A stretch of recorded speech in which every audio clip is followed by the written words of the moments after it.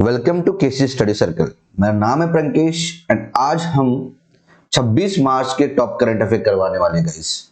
ये जो current affair है बहुत ही मोस्ट इंपोर्टेंट है, जो अपकमिंग एग्जाम जो होने वाले हैं, बैंक, एसएससी, रेलवे, पुलिस भर्ती, एनटीपीसी और जितने भी स्टेट एंड सेंट्रल गवर्नमेंट के एग्जाम होते हैं वहां आने ही वाले हैं।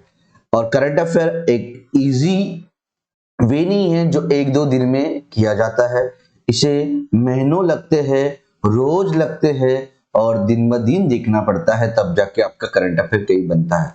तो एग्जाम के पहले ना देखते हुए अभी से डिटर्मिनेशन हो जाओ कि आने वाले 5-6 महीने के बाद जो भी एग्जाम होगा तब तक आपका करंट अफेयर बनना चाहिए, इसलिए आपको रोज वीडियो देखना होगा। तो देखते हैं आज का thought of the day, today's thought of the day. बोलना क्या चाह रहा है? बोलना ये चाह रहा है, reading is dreaming with eyes wide open. बोलना क्या चाह रहा है ना।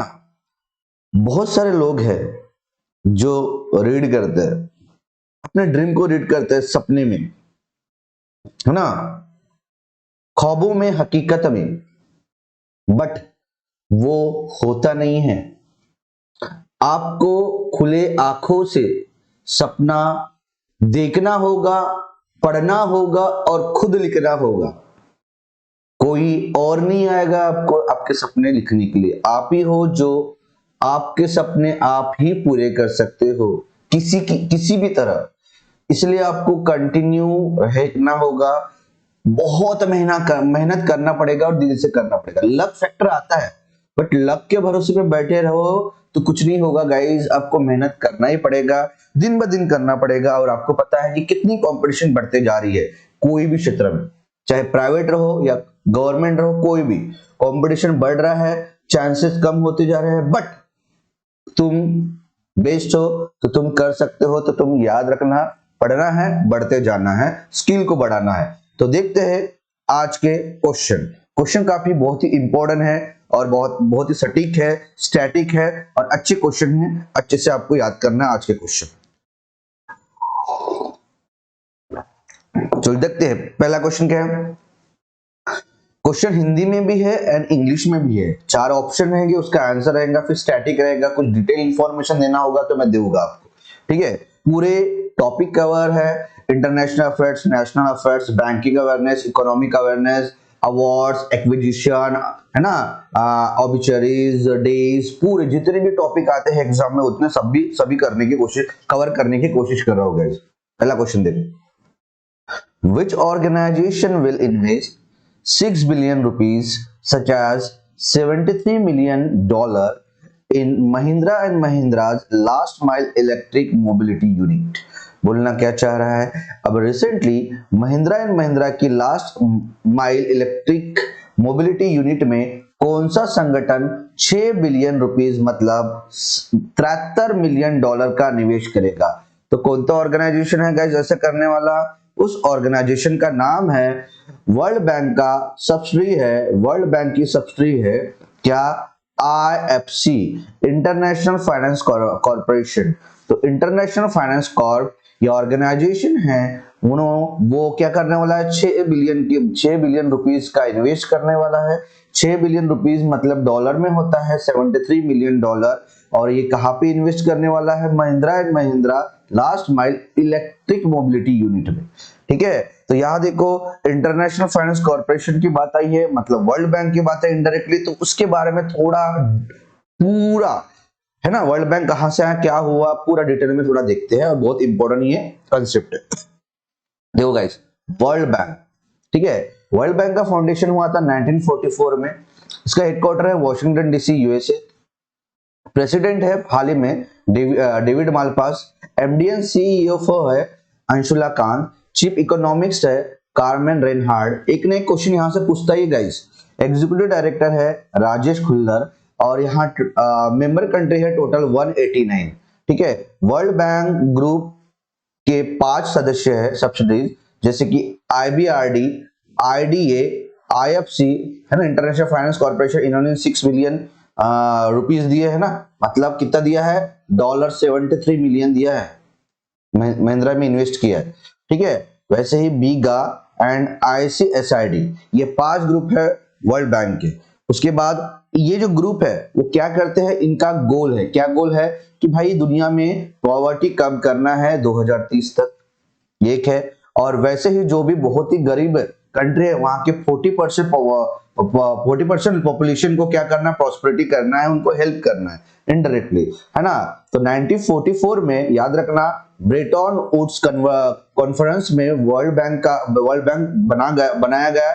वैसे ही IMF भी क्रिएट हुआ था, इंटरनेशनल मॉनेटरी फंड भी क्रिएट हुआ था 1944 में। कौन सा कॉन्फ्रेंस में, ब्रेटन वुड्स कॉन्फ्रेंस में, ये भी इंपॉर्टेंट है। इंडिया किसका मेंबर है ना, ये 5 ग्रुप में इंडिया किसका मेंबर है, इंडिया IBRD का मेंबर है, IFC का मेंबर है, RDA का मेंबर है और बीगा का मेंबर है।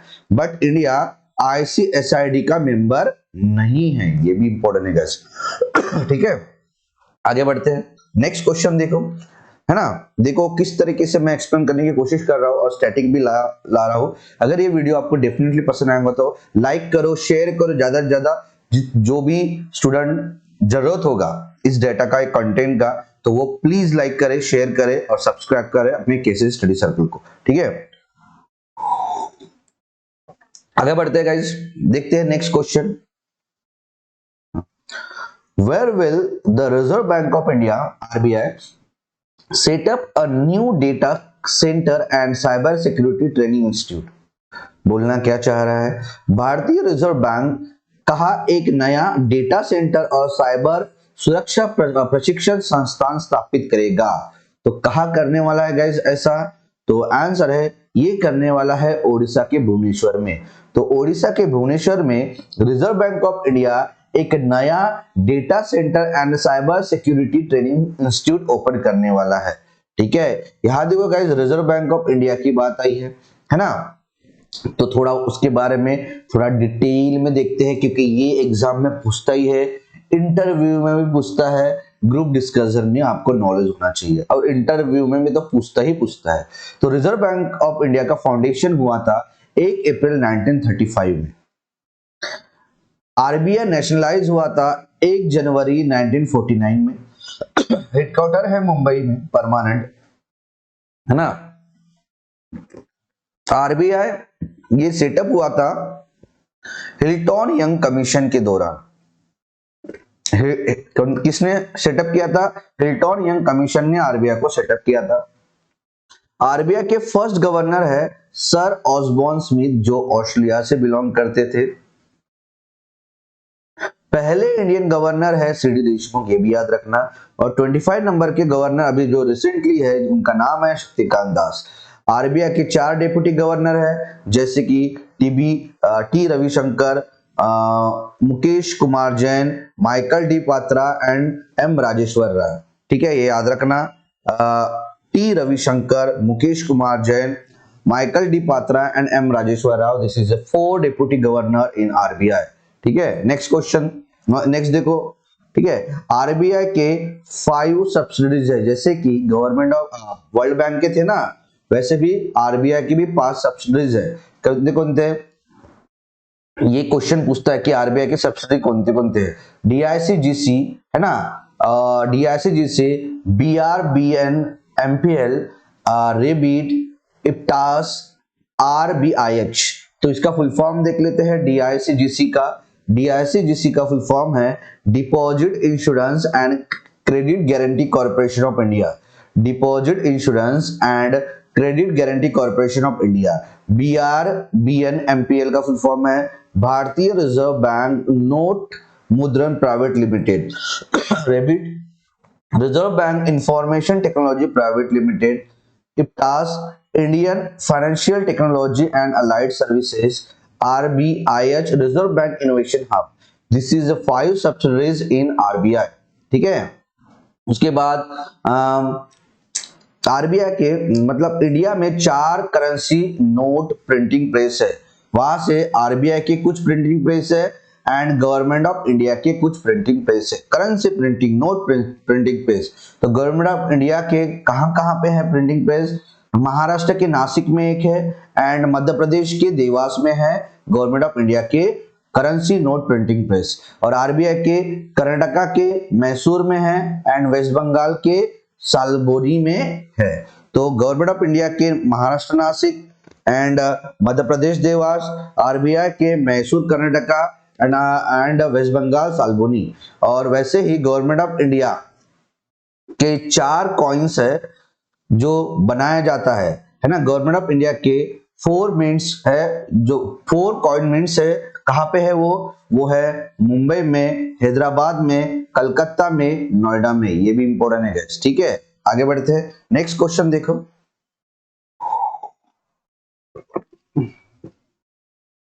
What is the amount of the project loan sign between power finance corporation PFC and Japan Bank for International Corporation JPIC?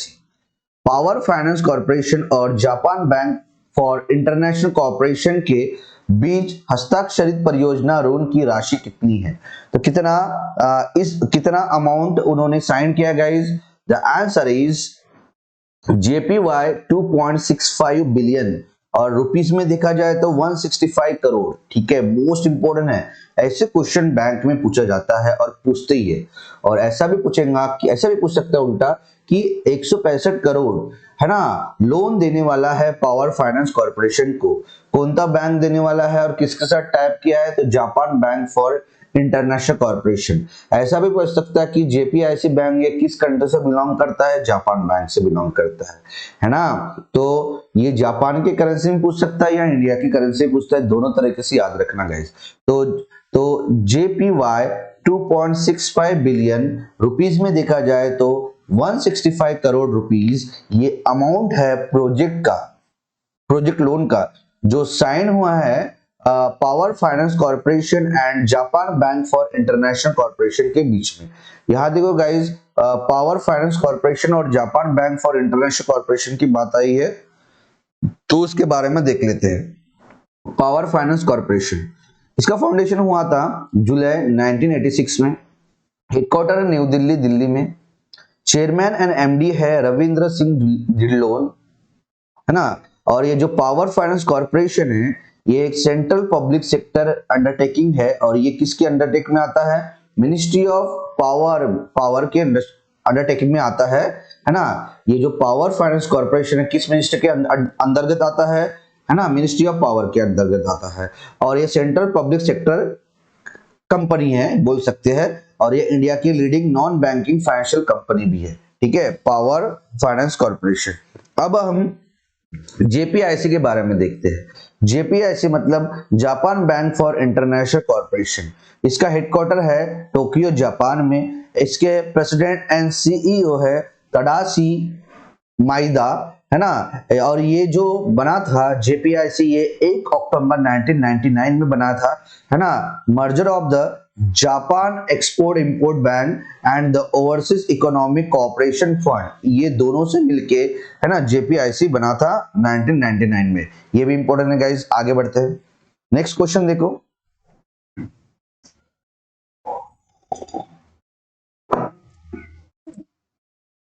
Which bank has launched digital solution for participants of the capital market and client of custody services?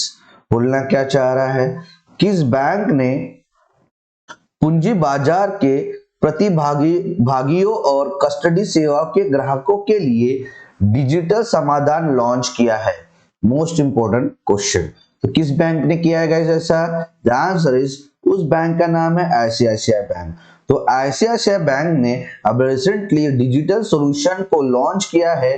किनके लिए ये services launch किया? Digital solution के capital market and client of custody services, है ना। Participate of the जो भी client उनके पार्टिसिपेट हो रहे होंगे कैपिटल मार्केट और कस्टडी सर्विसेज में, उनके लिए उन्होंने डिजिटल सॉल्यूशन लॉन्च किया है आईसीआईसीआई बैंक ने।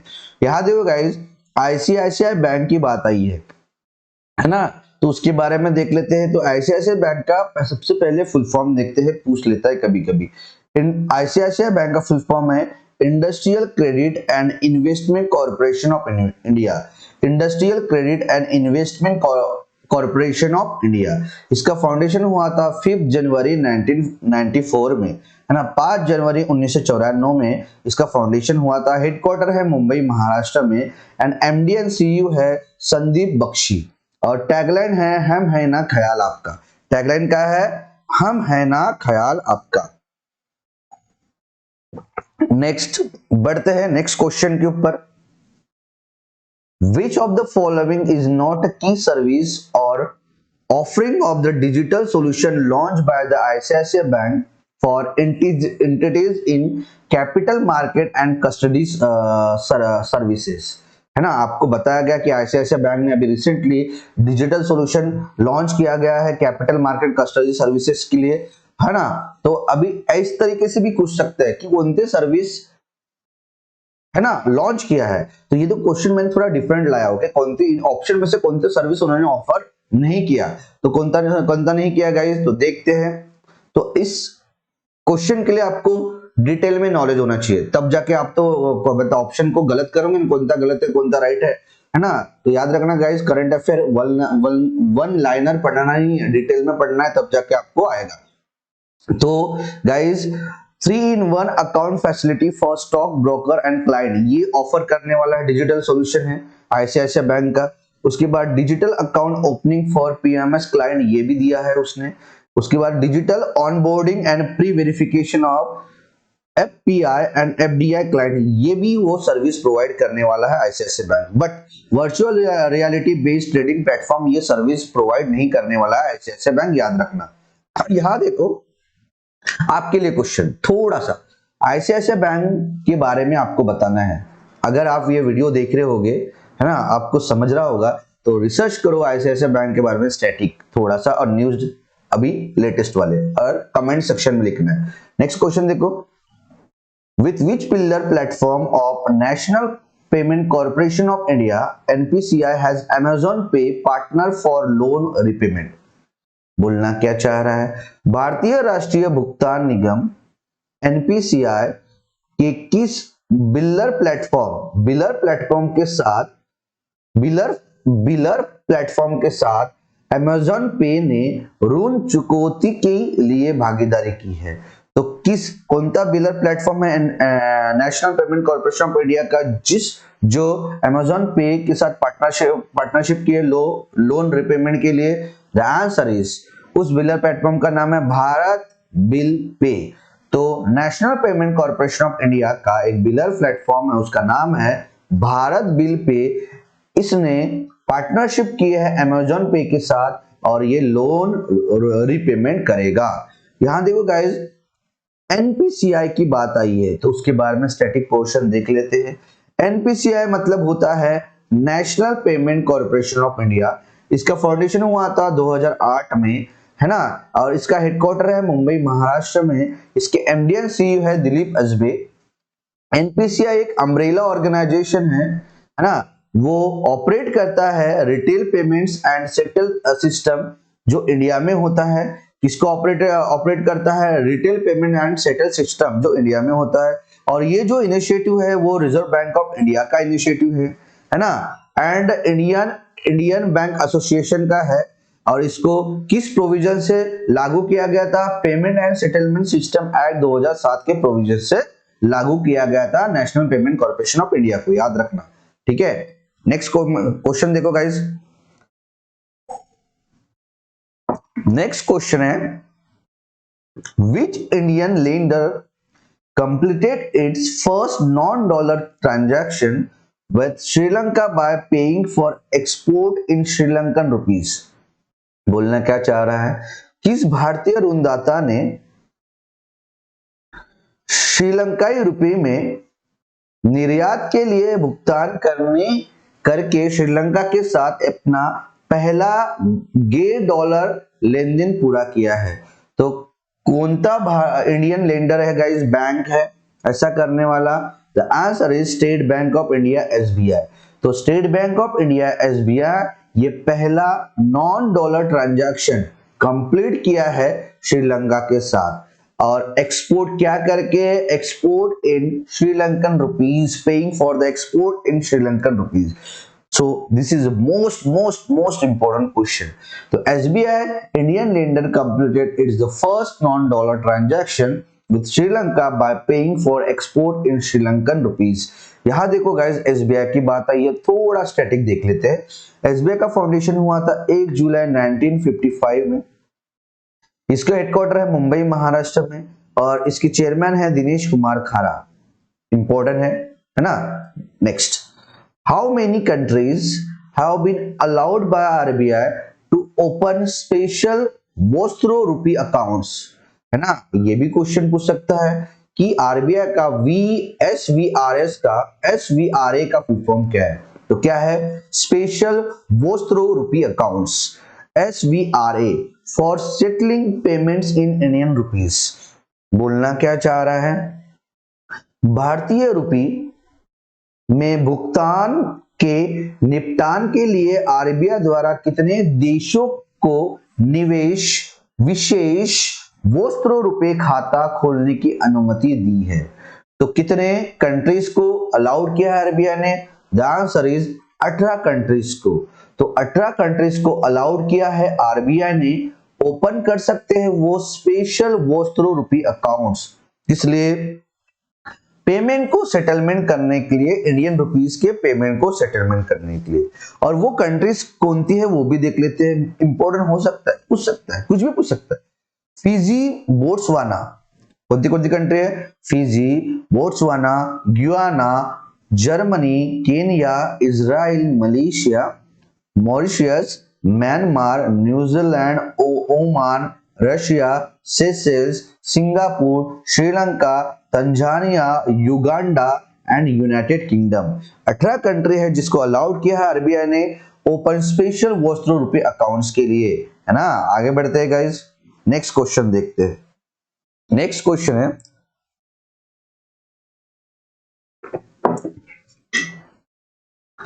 what was the net sales amount for RBI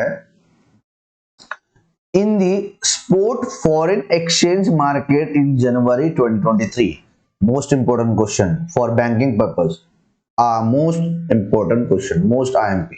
ठीक है, क्या बोल रहा है, जनवरी 2023 में जाहिर विशेष मुद्रा बाजार में आरबीआई की शुद्ध बिक्री राशि कितनी थी, कितनी थी guys, the answer is $384 million, $384 million.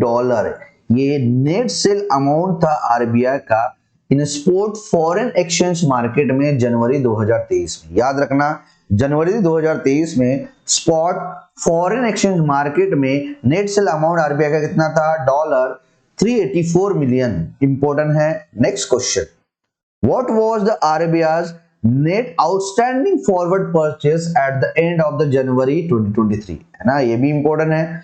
जनवरी 2023 के अंत में आरबीआई की शुद्ध बकाया वायदा खरीदी कितनी थी। तो कितनी थी guys net outstanding forward purchase जनवरी में आरबीआई की, द आंसर इज वो था $21.73 बिलियन। तो $21.73 बिलियन ये नेट आउटस्टैंडिंग फॉरवर्ड परचेसेस था जनवरी एंड में आरबीआई का। This is also important.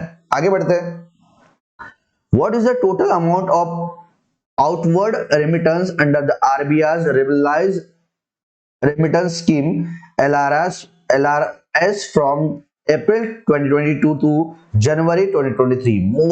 Most important. ऐसा क्वेश्चन नहीं पूछेगा तो ऐसा पूछ सकता है कि LRS का फुल फॉर्म क्या है। तो क्या है गाइस LRS का full form, liberalise remittance scheme. याद रखना क्या है, लिबरलाइज रेमिटेंस स्कीम। लिख के बता रहा हूं, लिबरलाइज रेमिटेंस स्कीम।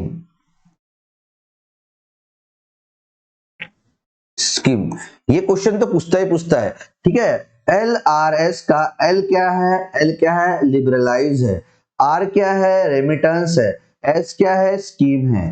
तो what is total amount of outward remittance under the RBI's liberalized remittance scheme LRS from April 2022 to January 2023। अप्रैल 2022 से जनवरी 2023 तक आरबीआई की उदारीकृत प्रेषण योजनाओं एलआरएस के तहत बाहरी प्रेषण की कुल राशि कितनी थी? तो कितनी थी गाइस कुल राशि? आउटपुट रेमिटेंस कितना था आरबीआई का 2022 से 2023 अप्रैल टू जनवरी में? द आंसर इज वो था 22.08 बिलियन। कितना था? 22.08 बिलियन, है ना, डॉलर। थोड़ा थोड़ा सर के ऊपर जाता होगा, लेकिन ये जो आंकड़े आपको याद करना पड़ेगा, रटना पड़ेगा, बार बार पढ़ना पड़ेगा, समझना पड़ेगा वो क्या बोलना चाहता है, आपको पता रहना चाहिए रेमिटेंस क्या होता है, सब कुछ, है ना। गूगल अवेलेबल है, बहुत सारे प्लेटफॉर्म अवेलेबल है उसका मीनिंग देखने के लिए, आपको याद करना है। आगे बढ़ते हैं, नेक्स्ट क्वेश्चन देखो। What is the amount of the environmental compensation imposed by the National Green Tribunal on Kochi Municipal Corporation for crisis at Brahmapuram wastage dump site? बोलना क्या चाह रहा है? ब्रह्मपुरम वेस्टेज डंप साइट पर संकट के लिए कोची नगर निगम पर नेशनल ग्रीन ट्रिब्यूनल द्वारा लगाए गए पर्यावरणीय मुआवजे की राशि कितनी है? तो कितना अमाउंट लगाया गया है? कंपनसेशन इम्पोज कितना लगा है नेशनल ग्रीन ट्रिब्यूनल ने कोची म्युनिसिपल कॉर्पोरेशन के ऊपर? क्यों? जो ब्रह्मपुत्र वेस्टेज डंप साइट में जो क्राइसिस हुआ है उसके लिए पैसा देना पड़ेगा। तो कितना लगा है? 100 करोड़। तो 100 करोड़ रुपीज 100 करोड़ ये अमाउंट है ना, किसका? इन्वायरमेंटल कंपनसेशन इम्पोज किया है। किसने किया है? नेशनल ग्रीन ट्रिब्यूनल ने। किसके ऊपर? कोची म्युनिसिपल कॉर्पोरेशन के ऊपर। किस लिए? Crisis at Brahmapuram wastage dump site के लिए। ठीक है, next question. Who is organized the third annual edition of the International SME Convention 2023 held in New Delhi? नई दिल्ली में आयोजित अंतरराष्ट्रीय एसएमई 2023 के तीसरे वार्षिक संस्करण का आयोजन कौन कर रहा है? तो कौन ऑर्गेनाइज कर रहा है guys? The answer is organize करने वाले हैं ministry of micro small and medium enterprises, ministry of MSME and the ministry of external affairs. ये दोनों मंत्री मिलके थर्ड नंबर का इंटरनेशनल एसएमई कन्वेंशन 2023 ऑर्गेनाइज कर रहे हैं। कहां पे? न्यू दिल्ली में। इंपॉर्टेंट है। नेक्स्ट क्वेश्चन देखते हैं। What was the theme of the 3-day international conference held at central agriculture university in Imphal, Manipur? ये अलग कॉन्फ्रेंस है। वो इंटरनेशनल एसएमई कॉन्फ्रेंस था 3 दिन का, न्यू दिल्ली में हुआ था। ये डिफरेंट इंटरनेशनल कॉन्फ्रेंस है। तो 3 दिवसीय इंटरनेशनल कॉन्फ्रेंस जो इंफाल, मणिपुर इंफाल के सेंट्रल एग्रीकल्चर यूनिवर्सिटी में होने वाला है ना, हुआ है। तो उसका थीम क्या है? उसका थीम क्या है? National farming to revive environment and resilient agreement. National farming to क्या है? National farming to revive the environment and resilient agreement, ये थीम है। 3 दिवसीय इंटरनेशनल कॉन्फ्रेंस हुआ था। कहां पे? मणिपुर के इंफाल में। इंफाल में कहां पे? सेंट्रल एग्रीकल्चर यूनिवर्सिटी में, है ना, उसका थीम है। आगे बढ़ते हैं, नेक्स्ट देखो। Where was the government setup the centre for processing accelerated purpose exist? मतलब सी फेस IMP कर लो, आएगा, देख लेना। सरकार ने centre for processing accelerated corporate exist CPES कहा स्थापित किया गया है? देखो गाइस, आपको फोकस करना है, मोस्ट इंपोर्टेंट क्वेश्चन है। आपका फोकस इधर उधर डाइवर्ट होता है तो जगह में लाओ, डाइवर्ट होता है अगेन जगह में लाओ, लेकिन लाओ। ठीक है, तो कहां पे गवर्नमेंट सेटअप करने वाला एक centre processing accelerator corporate exit, उससे ही CPES बोलने वाला है। सिंपल भी क्वेश्चन पूछेगा कि रिसेंटली अभी गवर्नमेंट ने CPES नाम का एक सेंटर ओपन किया, कहां पे? तो कहां पे? द आंसर इज ये हरियाणा में ओपन किया है। तो हरियाणा में अभी रिसेंटली गवर्नमेंट सेटअप कर रहा है किया है centre for processing accelerator corporate exist, उसे ही CPACE बोला जाता है। ठीक है, next question, which city will host 49 edition of the Indian Dairy Association means IDA Dairy Industrial Conference and Expo, है ना। बोलना क्या चाह रहा है, इंडियन डेयरी एसोसिएशन डेयरी उद्योग सम्मेलन और एक्सपो के 49वें संस्करण की मेजबानी कौन सा शहर करेगा। तो कौन सा शहर करने वाला है गाइस 49 नंबर का Indian dairy association dairy industry conference and expo. तो उस सिटी का नाम है गांधीनगर।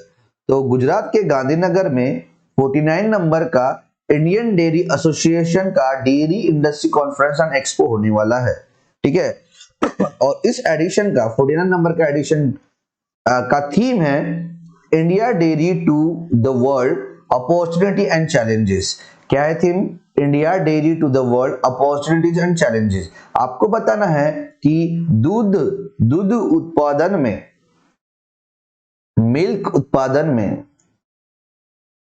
उत्पादन में पूरे कंट्री में, जितने भी कंट्री है अपने वर्ल्ड में, उसमें कौन सा कंट्री नंबर 1 में है, नंबर 2 में है। ये भी आपके लिए क्वेश्चन है। आगे बढ़ते हैं, Which fintech startup has launched the world's first digital real estate exchange, allowing the investor to buy 1 square feet of real estate at a time? बोलना क्या चाह रहा है, किस फिनटेक स्टार्टअप ने दुनिया का पहला digital real estate exchange launch किया है, जिसके निवेशक एक बार में 1 वर्ग फुट रियल एस्टेट खरीद सकते हैं।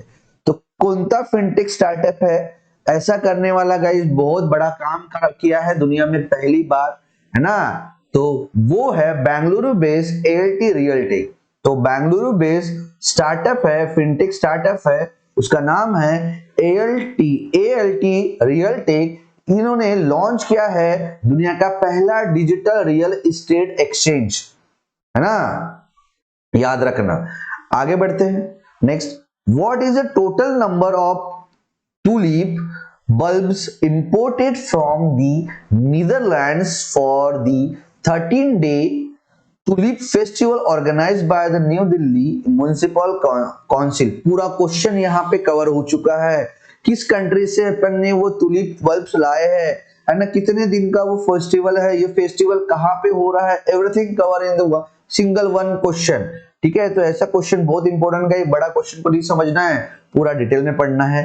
बोलना क्या चाह रहा है, न्यू दिल्ली नगर पालिका परिषद, उसे ही NDMC बोला जाता है, द्वारा आयोजित 13 दिवसीय तुलिप उत्सव के लिए नीदरलैंड से आयात किए गए तुलिप बल्बों की कुल संख्या कितनी है। तो कितना लाया है तुलिप बल्ब नीदरलैंड से, है ना, तो कितना लाया है गाइस, इंपोर्ट किया है 1.2 लाख। बाप रे बाप, तो 1.2 लाख ये टोटल नंबर है तुलिप बल्ब्स का, जिसे नीदरलैंड से लाया गया है।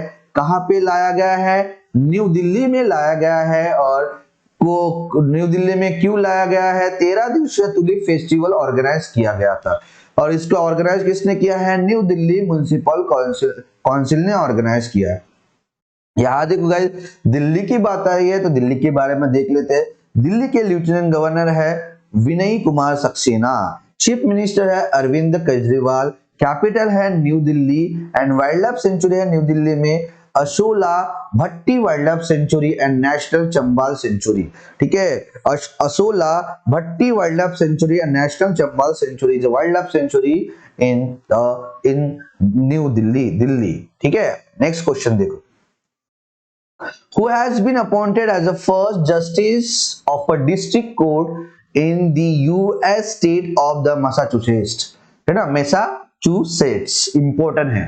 ठीक है, तो ये most and very very important question, क्योंकि इंडियन वो है, इंडियन पर्सन है, इंडियन अमेरिकन पर्सन है ना, इनको अपॉइंट किया है। क्या बोलना चाहता है, अमेरिकी राज्य मैसाचुसेट्स में जिला अदालत के पहले न्यायाधीश के रूप में किसे नियुक्त किया गया है।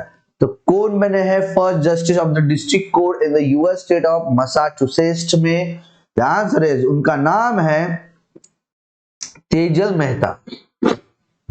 तो तेजल मेहता इन्हें अपॉइंट किया गया है, ये पहले फर्स्ट जस्टिस बने हैं डिस्ट्रिक्ट कोर्ट, है ना, in the US state of Massachusetts के इंपॉर्टेंट है। तो ये कौन सा डिस्ट्रिक्ट है गाइस, ये भी ये पूछ सकता है कौन से डिस्ट्रिक्ट कोर्ट के पहले जस्टिस बने हैं? तो Ayer district court, Ayer district court is the name of the district court where the Tejal Mehta has been appointed as the first justice. Important है, ये भी क्वेश्चन कवर हुआ है।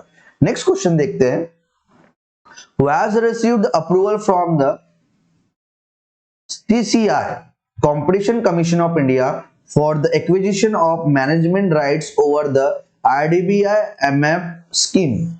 Most important, IDBI MF योजना पर प्रबंधक अधिकारों के अधिग्रहण के लिए CCI से किसे मंजूरी मिली है?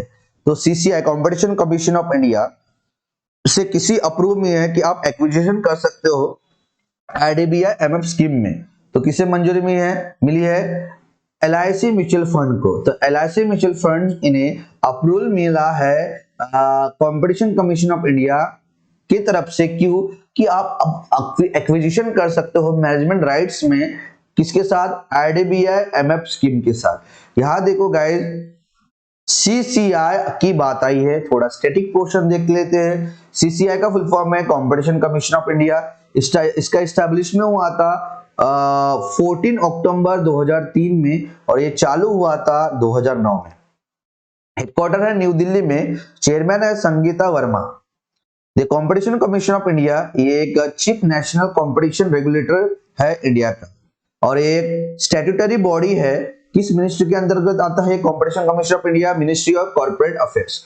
आपको बताना है who is the ministry of corporate affairs, ये क्वेश्चन आपके लिए। मैंने ऑलरेडी ये ऐसे वीडियो बना चुका हूं, कौन कॉर्पोरेट अफेयर्स है, यूनियन मिनिस्ट्री कौन है, स्टेट मिनिस्ट्री कौन है, सब कुछ वीडियो अवेलेबल है, प्लेलिस्ट में जाके देख सकते हो आप।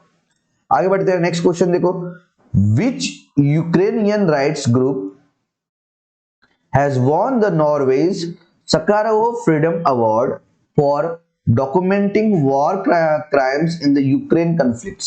आपको पता है यूक्रेन के साथ फाइट हो रही थी रशिया की, और वही फाइट को एक यूक्रेनियन राइट्स ग्रुप है, उन्होंने क्या किया है? डॉक्यूमेंट बनाया है, डॉक्यूमेंट्री बना के कितना प्रॉब्लम हुआ, कितनी तकलीफ हुआ यूक्रेनियन लोगों को, क्या क्या हुआ, कितने लोग मरे, सबका।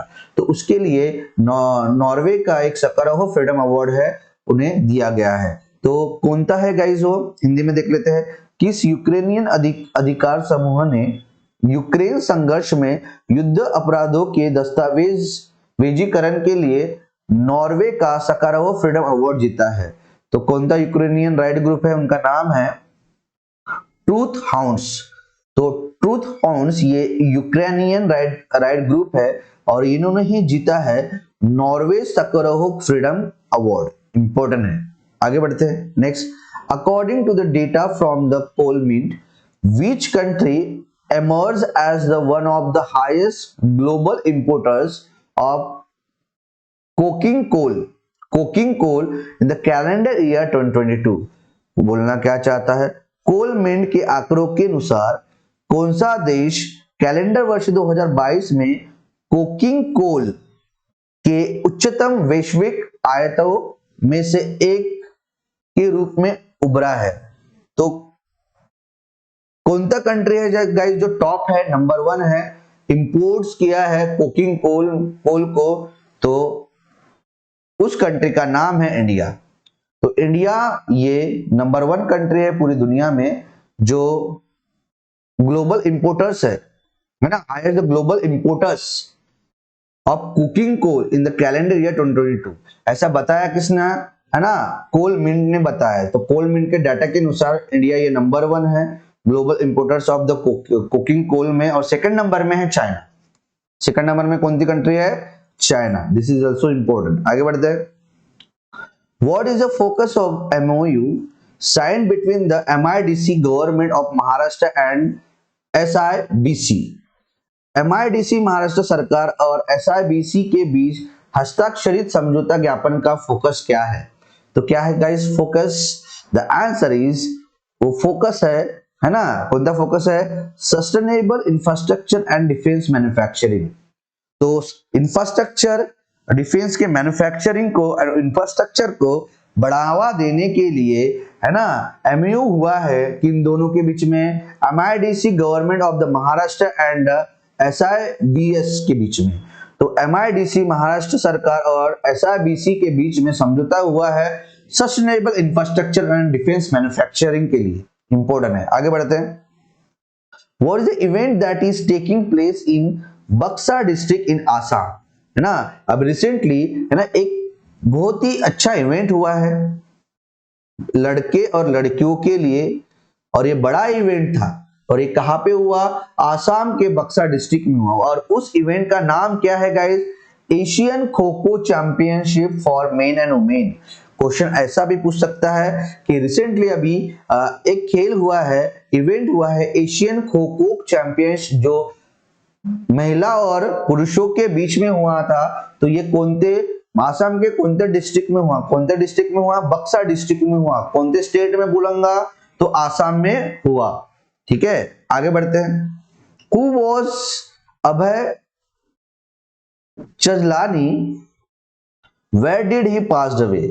है ना, क्वेश्चन बहुत ही प्यारा है और लेकिन दुखद घटना है गाइस। लेकिन क्वेश्चन पूछने का तरीका पूरा डिटेल में और सब कुछ क्लियर हो चुका है, लेकिन दुखद घटना है अपने लिए, है ना। अभय चजलानी कौन थे और उनका निधन कहाँ हुआ? तो कौन थे अभय चचलानी? ऐसे कोई बंदा नहीं होगा, किसी का भी नाम नहीं है ना न्यूज में, कुछ इंपॉर्टेंट पर्सन होंगे ना वो। तो क्या थे? अभय चजलानी ये वेटरन जर्नलिस्ट थे और उनको पद्मश्री अवार्ड मिला था, और इनका निधन हुआ इंदौर मध्य प्रदेश में। इंपॉर्टेंट है। Next, who is the author of the book? देखो गाइस पूरे टॉपिक कवर कर रहा हूं, है ना। ऑब्जर्वेशंस हो गए, बुक हो गया, डे हो गया, सब इंटरनेशनल, नेशनल, स्टेट न्यूज सब हो रहा है। Who is the author of the book Bipin the man behind the uniform and what is it about? बोलना क्या चाह रहा है? Bipin the man behind the uniform पुस्तक के लेखक कौन है और यह किस बारे में है? तो क्या लेखक है? लेखक का नाम क्या है? उनका नाम है, इन्होंने ये जो Bipin the man behind the uniform के लेखक है रचना